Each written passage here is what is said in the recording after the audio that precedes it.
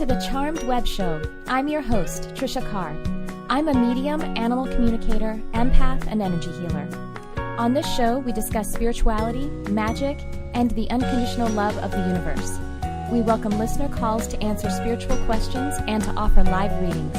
Thanks for tuning in. Welcome, everyone. Hi, it's Tricia. Nice to be with you again in another Charmed Radio podcast. I guess I did actually do a show last week, but I did a short one. And the week before that, I was on vacation. So if you haven't joined me before, welcome for the first time. Oops, excuse me. I made a little noise with the microphone. And if you are joining me again, welcome back. I'm so blessed to be with you today. And so today, actually, I should clarify that I had written on the promotion for this show that Hillary Michaels was going to be joining me, but unfortunately she wasn't able to. So it's just little old me. And also I wanted to show off something here particularly for the webcast watchers. I am wearing a t-shirt that my best friend made. Oh, I better sit back. Okay, can you see it? Oh, other way. For the radio audience, it says, "Trust me, I'm an empath." Isn't that cool? It's a green t-shirt, and she has other, all kinds of other t-shirts, like "Trust me, I'm psychic," "Trust me, I'm a medium." You can find it on Amazon. Her Amazon store is called All Souls Awake, or you can just search t-shirt, "Trust me, I'm an empath." "Trust me, I'm a shaman," she has as well. They're really cool. She's so creative and lovely, and well, she's my best friend, so obviously I think that. So anyway, a couple of points of business out of the way first before I get into the topic and then in the readings. I would just like to point out I have this goes up on iTunes as a podcast, and so you could find that by searching Charmed by Life, or you could search Tricia Carr Charm, and you'll be able to find and subscribe to my podcast on iTunes.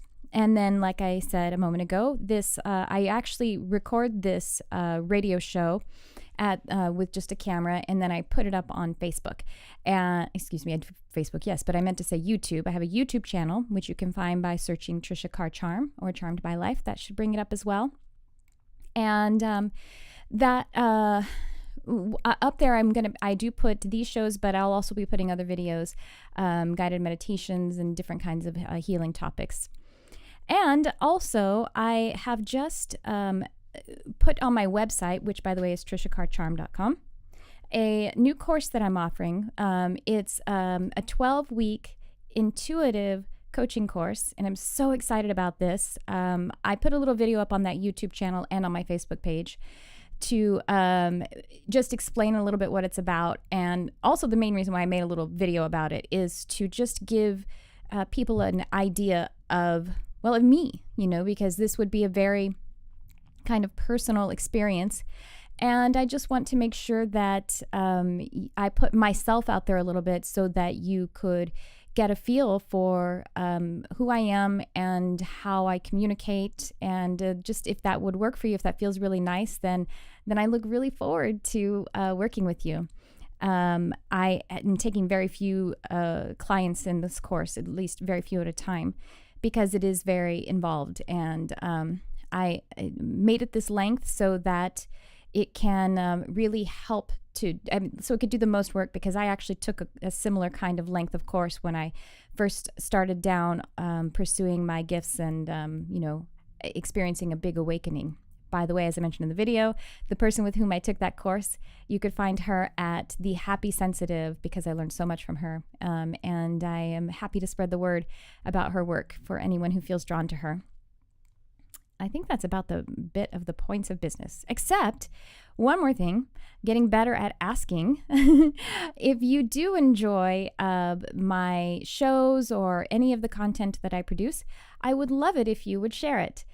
Share it on your social media, tell friends about it.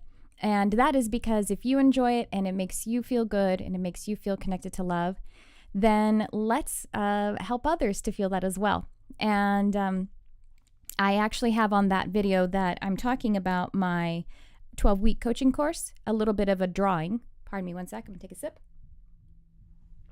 That's the problem with being the only person on the show. You have to take a sip of water. on the radio. If you share that 12-week coaching course video, and I think the best way to do it is if you share it on Facebook, because I can see those shares right away. Then in 2 weeks, I just posted it today. So in 2 weeks from today, I will take all of those shares, all the people that shared it, and basically draw them out of a hat, and I'll offer a free mini reading by email or Facebook message as a thank you for sharing the video. So thank you in advance. It's not going to be everyone. It's going to be a drawing. Okay. Well, I am so excited about today's topic because I asked this morning, what would be the topic that we are all here for today. And I received that. I wrote it. I put out the promotion for this show. And then in a reading that I was having earlier, the very last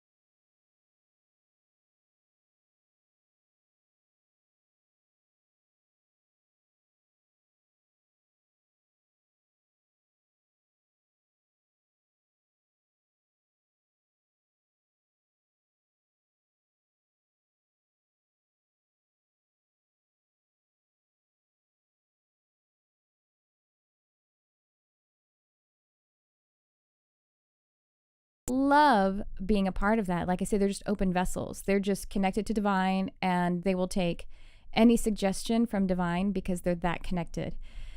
Isn't that beautiful?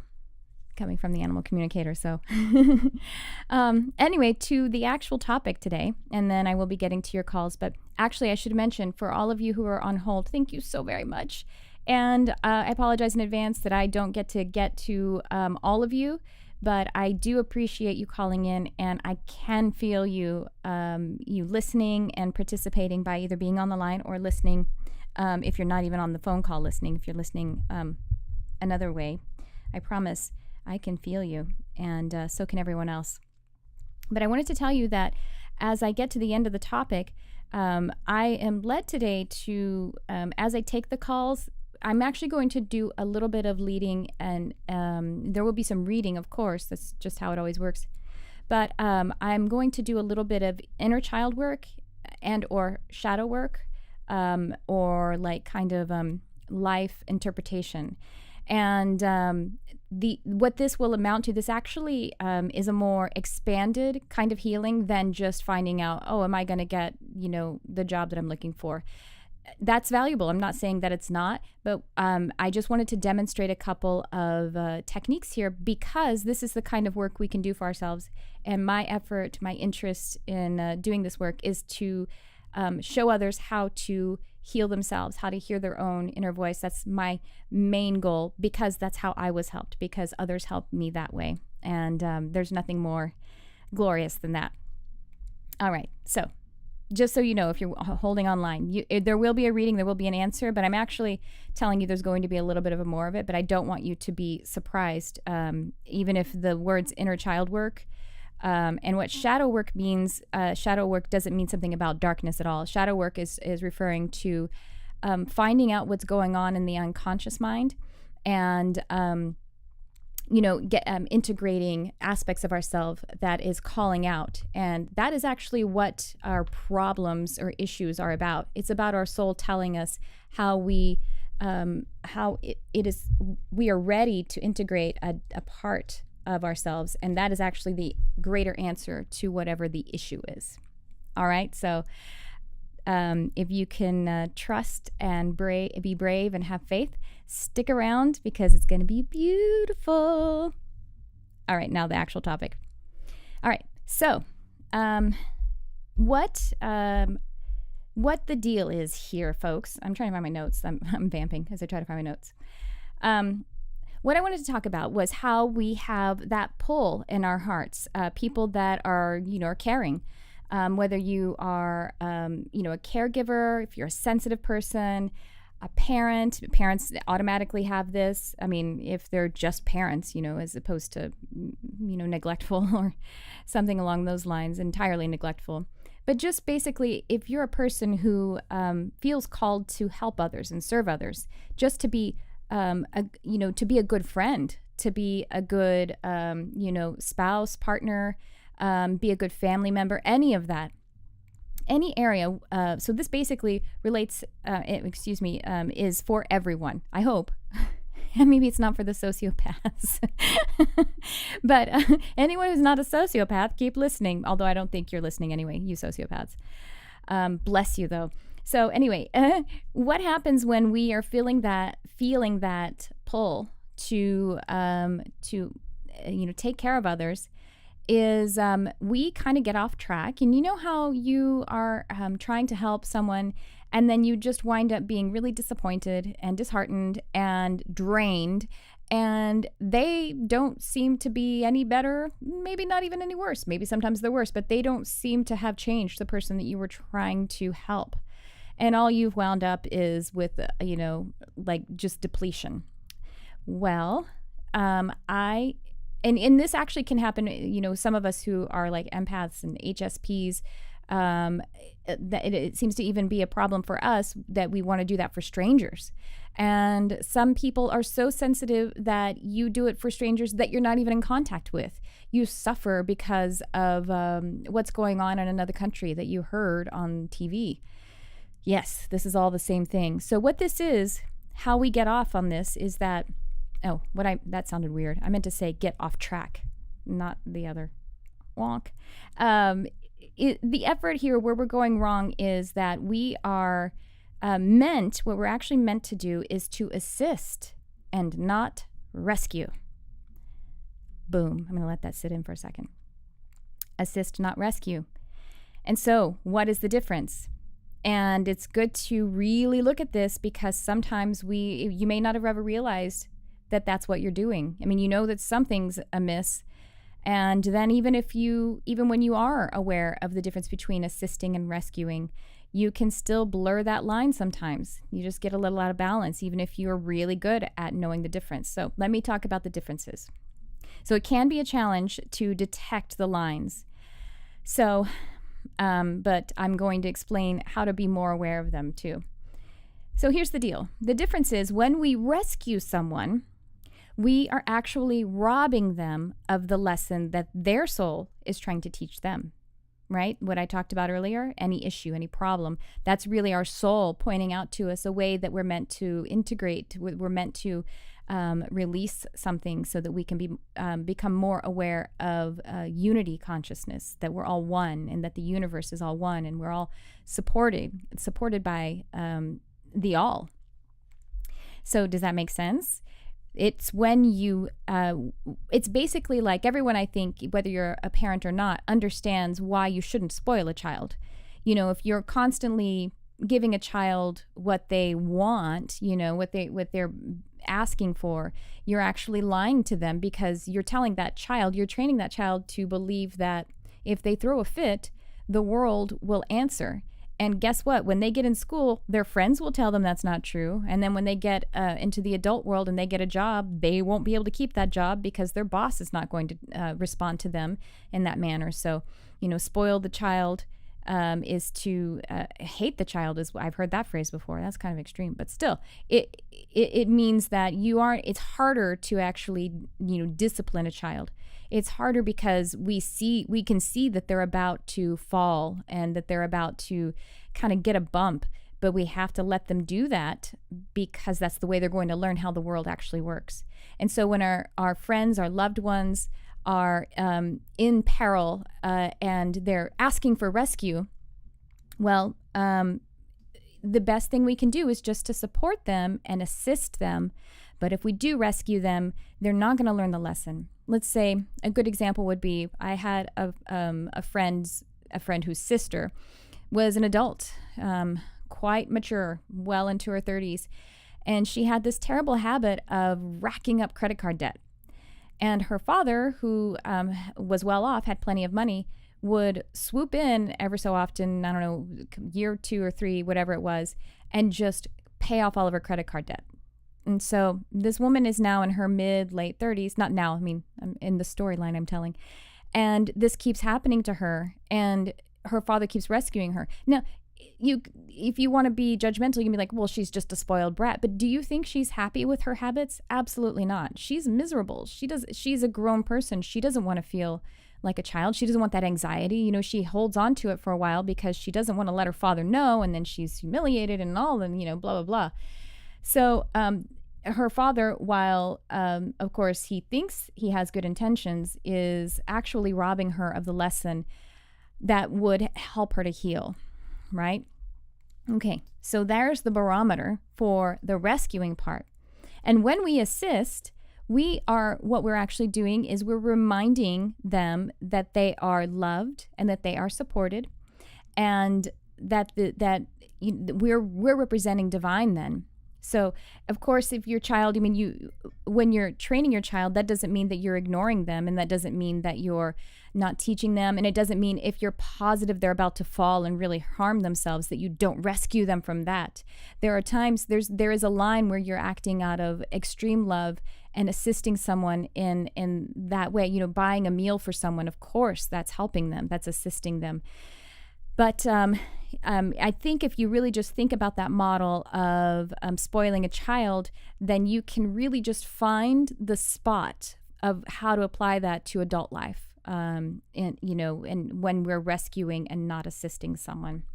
And so that's basically the difference. But I wanted to tell you why you do that. Why we do that. I do it too, of course. We're never going to be done healing, but why do you have this urge to rescue? So we know that where you do, how you do it, but why are you doing it? Why are you doing that thing that's imbalanced? Well, that's why I wanted to do the kind of take the kind of calls I am today, because the two primary reasons why you have an urge to rescue, or you go to the rescuing point, are these. First of all, it's wounded inner child. Okay, so we form basically the bulk of our ego, kind of the nuts and bolts of ego, in the very early years, the formative years, because we come onto this plane as pure consciousness. So nothing but just consciousness, which means we actually don't really have a personality that much, except for some intentions, maybe some things that are innate. But a brand new baby, they're just pure. They're just pure. So the parents that are around them, and the family and the social group and everything are reflecting back to them. The child is radiating out perfect pure consciousness and love, and the people in their social group are mirroring back an imperfect reflection of that, because we're imperfect, because we're developed. And so what we do as young humans is we begin to take that reflection and believe that it is because that we're flawed, and because we are physically dependent and we need other people to survive as young humans, then it gets attached to our survival mechanism. And actually, in its best, highest function, that's what the ego is. It's a survival mechanism. The ego, in its highest function, wants to keep us physically alive. And that's a good thing. So that's how the big part of the ego develops. What people unfortunately sometimes think of it as a bad thing. And it's not really a bad thing, but it is kind of like a frightened child. So we attach not just, I have to pay attention to my mother when she's feeding me to survival. We also attach to it, like for me, one of my examples is children are to be seen and not heard. And wow, was that a mess for me? Because look at me, I want to be heard. That's something I came into this plane wanting to be heard for whatever reason. And y'all are listening, so, but that was something, basically, if I hear children are to be seen and not heard as a young child, I believe that if I am heard, that that I will be rejected from my family, and I depend on them to survive. And by the way, I don't harbor any unforgiveness for whoever parents or adults told me that as a child anymore. It's just an example. So I took that children are to be seen and not heard, and I attached it to the thing that's like eating, So that's how the ego grows from just being kept alive. Now this thing that's all the way out here, that's so seemingly superficial, children are to be seen and not heard, is attached to death. Ooh, it's rough stuff. So that's what's going on there. And everyone suffers trauma as a child. And there's a trauma spectrum. So it's not all just, getting smacked or something, or way, way more horrible imaginable. Trauma is just how your mind, how your young consciousness perceives it. And the reason it gets all messed up, basically, is because as a young human, you're mentally underdeveloped, obviously. Your brain isn't even fully formed yet. So you have just this pure consciousness with an emotional body and a mental body. And the mental body is doing the rationalization of the emotions. The emotions are saying, I was just rejected. And the mental body says, well, we can't do that again or we're going to die. And so that's what I mean by wounded inner child. This is where we create the unconscious mind or the subconscious mind. Again, that's the ego. And we put a bunch of stuff in there and we tuck it away because we say, if I allow that to come out, I'm going to die and maybe rejected from society. That's my kitty Barnabas crying in the background. He can't come in here because he knocks things over. I'm sorry, baby. So this is what's going on with the wounded inner child. And the problem with it is, and that's why when you have some extreme examples and someone like acts so irrational and, it's a full-grown man, let's say, and he's acting like a child. He's literally acting like a child.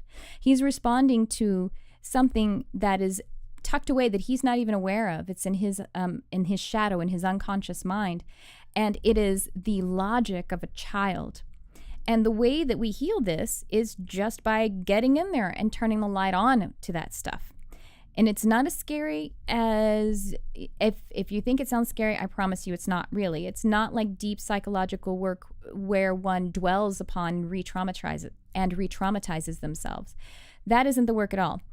When I do this kind of work, what we do is we turn a light on right there and we see it and we reference it, but it doesn't injure you anymore because you're actually already functioning at a state of being injured. So you start from where you're injured, you turn the light on it, and it's released. So you see, it's not something you don't know, and it's not something you haven't experienced. It's something that you are releasing when you do that inner child work and the shadow work. So, and by the way, I just wanted to say, on the spectrum of trauma, are things like spoiling that we were already talking about. And, I don't think that there's any parent who, is blameless for spoiling sometimes or here and there. And again, I'm talking about spectrum. Trauma sounds like a really dramatic word, but I'm talking about a spectrum. And again, it has to do with the individual person, the child, and how they respond to it. And because they do have free will. So, and the another part that could be considered on the trauma spectrum is neglect. Another and sometimes it's seemingly impossible to not service every single need of another human being who's dependent upon you. I'm sure. I'm not a parent yet, but I was a child, so I have that experience at least. And then also on that spectrum is enmeshment. Enmeshment is a sneaky one because that might not be one that is so obvious out in society. Enmeshment is actually when a parent is too close to their child. I'm not talking about icky stuff, but icky stuff certainly is in there. I'm actually talking about emotional stuff. I'm talking about when a parent is unable to allow the child to have emotional privacy for, we do need that. Now, of course, I'm not talking about also when your child's getting into something dangerous and then you have to get in there and raid their Facebook or something. But you can get the gist. So all of these things are kind of on the spectrum of the wounded child, and so that's why the reason that's one of the reasons that you have an urge to rescue is because when you're attempting to rescue someone else, you're actually attempting to rescue yourself. You're attempting to rescue that inner child from whatever pain or sadness or trauma that they experienced. And so, that's the imbalance. That's where it is. And the other place where there would be imbalance, the other reason why you rescue is simply because you have, you need better boundaries emotionally yourself. So maybe you had some enmeshment, or maybe you actually even violated your own boundaries because you felt desperate when, at some point in your life. We actually do violate our own boundaries. And so what I mean by that is if you're a very sensitive person and you can feel the pain, everyone else's pain around the world and next to you, it's still not your job. It doesn't help them for you to continue to feel that and to continue to suffer. Just because you can feel it doesn't mean you should. I'll say it again. Just because you can feel it doesn't mean you should. So the exercise there, I would love to refer you back to another show I did where it's tips for sensitives, empaths, and highly sensitive people. And we have some spiritual hygiene that we need to maintain. And so just because you can sense that your friend, that their heart is broken, doesn't mean you should take on that pain as though it's your own. Now, what it can do to help her, is that you become aware of it, and then you release it back out of your energy field, and then you can assist her, and you can support her. And the best way, the bottom line that you can assist anyone, the best thing you can do is just believe in them. Know that their true inner being is perfect, is divine. Focus upon that and believe in that. And ignore the disease. Don't give that any mind. Just place your awareness on their true being. And that's just your belief in them. That's so subtle and quiet. That's actually the best thing. That is the primary thing you can do. Do you know what the word, everyone knows the word namaste? Do you know what namaste actually means? It means, roughly, because I don't speak, is it Sanskrit or is it Hindi? My inner being but the light in me recognizes the light in you, or my inner being recognizes the inner being you, because we are one. And so basically that's what it comes down to, is you are the reason you want to assist or rescue, or the reason there even is that, is because there is imbalance, because we don't understand that there is truly only unification. And so when you're assisting, you are supporting that balance. You're bringing things back into balance. But when you rescue, you're actually going the other way, and you're actually separating. You're actually bringing yourself down to a deficit, and you're actually causing more imbalance. And you're actually working more towards separation and duality. But bless you and forgive yourself. I just hit the microphone again. And Barnabas, do you hear Barnabas? Anyway. I think that's all I have to say, except for what I was saying is forgive yourself and believe in your own inner light and your own inner being, and believe in others' inner being. And that is actually how we assist, and we don't rescue. To hear this full episode, subscribe to the Charmed Radio podcast on iTunes. Thanks for tuning in. I love you, whoever you are.